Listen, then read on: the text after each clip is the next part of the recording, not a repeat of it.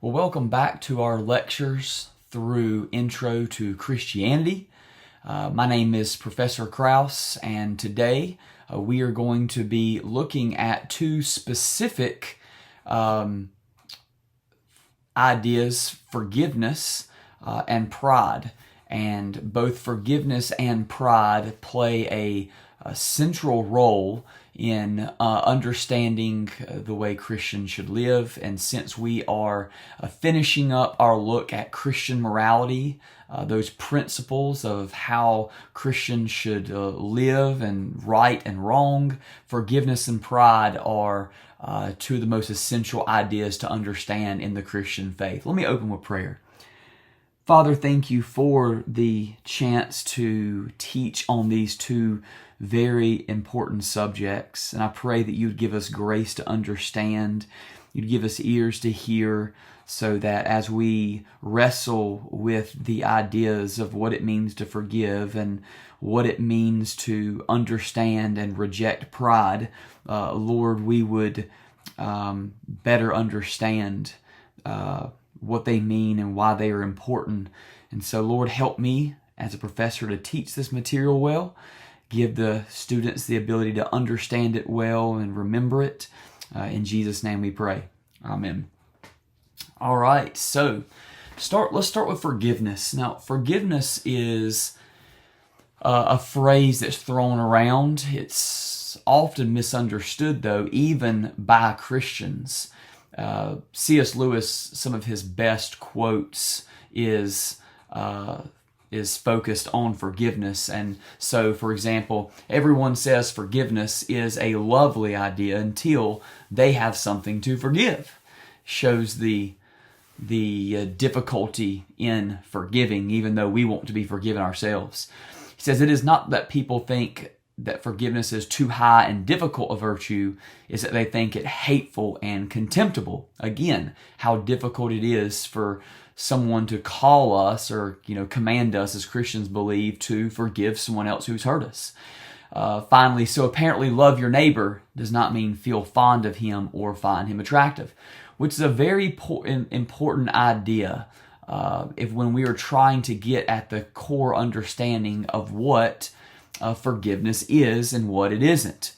He says, for a good many people imagine that forgiving your enemies means making out that they are really not such bad fellows after all, when it is quite plain that they are.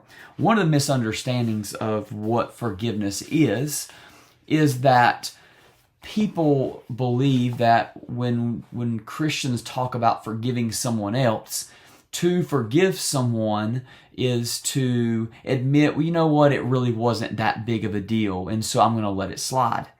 But that's not at all what forgiveness is. Forgiving someone does not mean that you act as if what they did was okay. You're not saying that, you know what, actually you're not that bad of a person.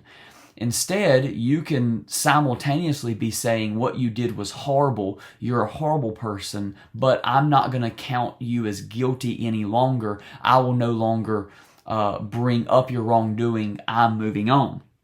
So, for example, C.S. Lewis says, looking at the forgiveness and the way we think about forgiveness in ourselves and others, he says, for a long time I used to think this a silly straw-splitting distinction. How could you hate what a man did and not hate the man? But years later it occurred to me that there was one man to whom I had been doing this all my life, namely myself. However much I might dislike my own cowardice or conceit or greed, I went on loving myself. There had never been the slightest difficulty about it. In fact, the very reason why I hated the thing was that I loved the man. Just because I loved myself, I was sorry to find that I was the sort of man who did those things. Consequently, Christianity does not want us to reduce by one atom the hatred we feel for cruelty and treachery. We ought to hate them. Not one word of what we have said about them needs to be unsaid. But it does want us to hate them in the way in which we hate things in ourselves. Being sorry that the man should have done such things and hoping, if it's any way possible, that somehow, sometime, somewhere, he can be cured and made human again. And this gets at the heart of it. as C.S. Lewis takes and points the spotlight at ourselves, the way we both hate what we do but love ourselves. In the same way, C.S. Lewis saying that's a starting point for understanding how we can hate what someone does but still love that person, even if we don't believe that they truly are a good person. So forgiving someone does not mean that they should not be punished. Again, forgiveness does not mean letting someone completely off the hook scot-free. We can and should still desire justice when someone does something wrong, especially when it's something very, very, very wrong. We can be forgiven by someone, or we can forgive someone and still experience the consequences of our actions, right? If I do something wrong to someone, if I have a close relationship with a friend and I go behind their back and do something that's wrong, I can be forgiven by them, but there are still going to be consequences. Our relationship is probably going to be affected in a very negative way as we lose trust. So for Christians, when we think about salvation, our hope in salvation rests in the promise of forgiveness. We're not forgiven by God because we're lovely people, but because God is loving and chooses to forgive us of our sins. Forgiveness means that God will not hold us guilty any longer for our sins, meaning that Christians believe that when you admit your sins, right, I've done something wrong against God and against others, and we ask God to forgive us through what Jesus has done on the cross for us, then what we're asking is that God is no longer going to hold us guilty. And God says that He will not hold us guilty any longer, meaning even when you mess up 10 years down the road or mess up tomorrow, God is not going to bring up your past sins or even bring up your current sins and say, well, I forgave you of that stuff, but I'm not going to forgive you any longer. No, God forgives you of all sins, past, present, and future. Because God does not overlook our sins or ignore our sins, but God forgives sinners and remains just because He punishes Christ in our place. We believe, the Bible teaches, that Christ took our punishment on the cross. He died in our place so that we no longer have to. Christians believe that if we're not willing to forgive others, then we shall not be forgiven. Why? Because if we truly understand forgiveness and what we've been forgiven of, we cannot withhold it from others. If I believe that God has looked down on me and my own sin and He chose to forgive me, then how can I then look at someone else and say, oh, sorry, I'm not going to forgive you? The person that understands forgiveness understands that they don't deserve forgiveness, and other people might not deserve forgiveness, but they are going to choose to forgive them anyway. In Matthew chapter 18, I invite you to pause this recording for a moment and read that and then come back. Jesus tells a story that illustrates forgiveness. He talks about we'll say a king, a ruler, and one day he decides that he wants to go ahead and collect all the money that he's lent out to other people. Well, one person's brought in who owes, it says like 10,000 talents, and that 10,000 talents represents an impossible amount of money, billions and billions of dollars. This person literally owes the king billions and billions of dollars. And the person throws himself at the king's mercy and says, I'm so sorry that I owe you all this money. If you'll give me time, I'll pay it back, even though there's no way you could pay back that much money. And, the king initially says, throw this man in jail and his family because he rightfully owes me. He's in my debt. He owes me this money. But because the king is merciful, the king extends forgiveness and forgives this man all of the debt, billions and billions of dollars, never going to ask for it again. Until this man who was just forgiven this impossible amount of money goes out on the streets and he finds someone who owes him $20. And he grabs him by the neck and, is like shaking him and choking him, saying, "Pay me my money." And the man says, "I'm so sorry, I don't have it right now. If you'll just give me a chance, I'll get it back to you." And he takes him and throws him and his family in jail. And somebody sees this, what happens, and just can't believe what just happened. This person who was just forgiven $1 billion debt is now going to throw this person in jail for $20. So they go back to the king, and the king calls in that servant again. And even though he initially forgave him, he locks him back up, saying, "I forgave you all this debt, and you won't forgive someone else." And the idea is, if you've been shown forgiveness by Almighty God for what you have done, how can you then not forgive others? Especially when you remember, forgiveness is not saying they're a good person. Forgiveness is not saying that you like the person. Forgiveness is not saying there should not be consequences. Forgiveness is saying, even though you're guilty, I'm no longer going to hold you guilty anymore. So that is the basis of forgiveness. What about pride? This, at first, Pride might seem like a very interesting, or, you might be wondering, why would you focus on something so specific as pride? Because the Bible teaches us, and C.S. Lewis agrees, that pride is the great sin. C.S. Lewis says here, chapter 8, the very beginning of it, the great sin, "I now come to that part of Christian morals where they differ most sharply from all the other morals. There's one vice of which no man in the world is free, which everyone in the world loathes when he sees it in someone else, and of which hardly any people, except Christians, ever imagine they're guilty of themselves. I've heard people admit they're bad-tempered, that they cannot keep their heads about girls or drink, or even that they're cowards. I do not think I've ever heard anyone who was not a Christian accuse himself of this vice. At the same time, I've very seldom met anyone who was not a Christian who showed the slightest mercy to it in others. There's no fault which makes a man more unpopular, and no fault which we are more unconscious of in ourselves. And the more we have it ourselves, the more we dislike it in others." The vice I'm talking of is pride, or self-conceit. And the virtue opposite to it in Christian morals is called humility. So, pride is the opposite of humility. It is self-conceit. It is thinking too much or too highly of yourselves. It is not having a right view of who you are. And pride has long been considered the core sin, the one sin that all other sins are sort of rooted in. C.S. Lewis says it was through pride that the devil became the devil, which the Bible teaches that Satan was created as a good and beautiful angel. And yet through pride, he decided he wanted to be like God, or even greater than God. And so this pride, this conceit, caused him to turn from good to evil. Pride leads to every other vice. It is the complete anti-God state of mind. So pride, here's a couple reasons why pride is so deadly. First, pride gets no pleasure out of having something, only out of having more of it than the next man.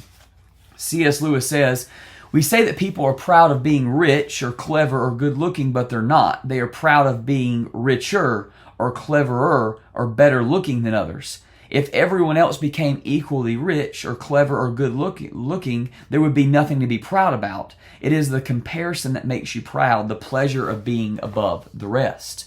And that's the danger of pride. Pride causes us to not be able to be content, because we always have to have more of something than someone else. Pride causes us to not be able to have joy, because we believe someone is better at us than someone better at something than we are, or has something more of something than we do. And this goes back, it's illustrated in the very beginning. We've looked at Genesis 3 a lot, and because it's the first example of sin in humanity. Adam and Eve turn from their love for God and they rebel against God, and it all begins with pride. The serpent in the garden, Satan, the devil, tempts Eve and says, if you would only eat of this apple, if you would only eat of this fruit, you would be like God, knowing good and evil. And so what is the serpent really tempting Eve with? The serpent's tempting Eve with something she doesn't have. She can be like God. Before that, she's content being who she is. God loves her. God loves her and Eve, provides for her. They have everything they could ever want. But there's this sudden temptation of pride to have something she doesn't have, to look at God and say, it's not fair. You have that and I don't. I want it. I'm going to take it. It's pride. The Christians are right, C.S. Lewis says. It is pride which has been the chief cause of misery in every nation, every family since the world began. Pride always means enmity. It is enmity, and not only enmity between man and man, but enmity to God. He says on page 124, in God you come up against something which is in every respect immeasurably superior to yourself.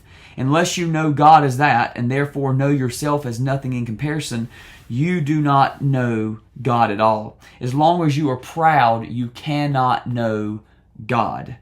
A proud man is always looking down on things and people, and of course, as long as you're looking down, you cannot see something that is above you. And so C.S. Lewis gets at the problem why sin is such a great sin. Ultimately, pride is such a great sin because it causes us to try to look down on God when God is immeasurably, ultimately greater than we are. So a prideful person cannot be a Christian because being a Christian begins with recognizing you need help from another. A prideful person never admits, I need help. A prideful person never turns from their sin and turns to God because they think they've got it all together or they can fix everything themselves. And so again, prideful person cannot be a Christian. Now, before I move on or move past this point, I want to say this. I'm not saying that a person cannot struggle with pride. I struggle with pride. You struggle with pride. A Christian can wrestle with pride, but by nature, a person who is prideful is never going to admit their sin and ask God for help. C.S. Lewis says, for pride is spiritual cancer. It eats up the very possibility of love, contentment, or even common sense. Pride causes us to stay too focused on ourselves and to neglect others. Pride even causes us to want people to fail because it makes us look better. Pride is horrible. It truly is a spiritual cancer when you begin to look at it and you think about what it causes us to do. I mean, pride causes us to stand by and watch our friends, our family, the people who we're closest to, and sometimes we want them to fail. Why? Because if they fail, it means we're still superior to them in some way. And so it literally ruins relationships, not only between us and God, but between us and other people. Now, before we conclude this lecture, it is helpful to consider just briefly what pride isn't. Pride does not mean that we do not find joy in a job well done. You know, let's say you go out and you do a really great job and, you know, God, I want to thank you for giving me the ability to do this, and you find joy in how hard you worked and you accomplished something, right? Pride also is not admiring something in a healthy way. So for example, someone that you love, someone does something really, really good, like very, very impressive, and you take pride in what they've done. That is not what C.S. Lewis is talking about. That's not what the Bible is talking about. Instead, pride is that inward conceit where we think too highly of ourselves, or we think too much of ourselves. And so pride is the great sin.